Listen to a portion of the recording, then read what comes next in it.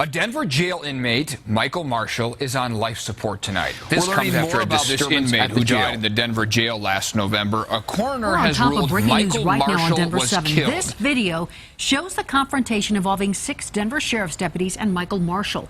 He was in the Denver jail and died after he had to be restrained. And tonight, we've learned none of the deputies here will face charges. Pastor Terrence Hughes, better known as Pastor BigT, here in the Denver, Colorado area. I've always been involved in social justice issues, even before becoming in the clergy, so to speak. So it's always been a part of my life because I'm drawn to the issues of the day and fairness in our society for black people. The most recent case that we're working on right now is the Michael Marshall death, or murder, shall we say, at the hands of the Denver Sheriff's Department. I was spiritually moved to do a hunger strike. That's why we're doing this hunger strike. That's right. That's why we're taking this action. And that's what we're going to continue on. Right.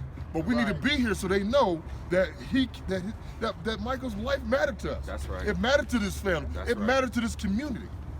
And the next person, because there's going to be a next. This was a nonviolent, spiritual approach to resolving a situation. I know one thing: if I can't do it, God can do it. And that's the way that we approach this thing. We had approached the mayor's office. Natalia wanted to talk to the mayor. We're talking about him and his timeline, talking to the family as the mayor of this city. Right. So is there a timeline, yes or no, in which he may be reaching out to the family about Michael's death? We found it atrocious that the mayor of Denver, who said he's the mayor of everybody, refused to meet with this family who is part of Denver. And so we approached him on several occasions, and he wasn't there at his office on one occasion. We went back another day. We were relentless in our pursuit of him. Ultimately, so we finally got to him. You know, again, my deepest condolences to the Marshall family for the loss of Mr. Marshall. And, you know, so that his passing is not in vain, we will learn from this, and we'll implement those things that we learn into the jail system. Yes, he apologized to Natalia, but what she asked was very important. She said, "I need you to talk to my mom and my uncle, because they are the next of kin of my uncle who's dead. They're the ones who really need to hear your apology." We talked about how the parade was no longer honoring to Dr. King, and so our protest was not only about Michael Marshall.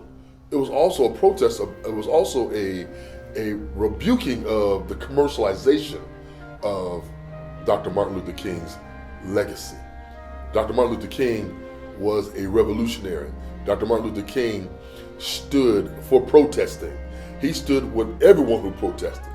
I recall seeing one of his old videos when he was out there in California, standing up for the people who were protesting the Vietnam War. And I think the time has come now for our leaders to say that we've made a grave mistake in Vietnam, and we ought to take the initiative in bringing an end to this conflict. And so we saw the parade as being a central place for us to stand up for Michael Marshall and ask that very important question: why is Michael Marshall dead? Why is Michael Marshall dead? Why is Michael Marshall dead? We wanted the officials to answer that question.